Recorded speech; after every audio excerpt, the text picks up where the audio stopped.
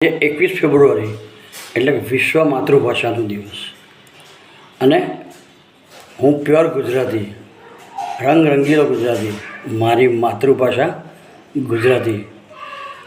ગુજરાતમાં જ આજે આપણે અમદાવાદી, સુરતી, મેહાણી, કચ્છી, કાઠિયાવાડી, આદિવાસી કે વલસાડી બોલી બોલીએ છીએ, પણ આ બધી આપણી જ માતૃભાષા ગુજરાતી.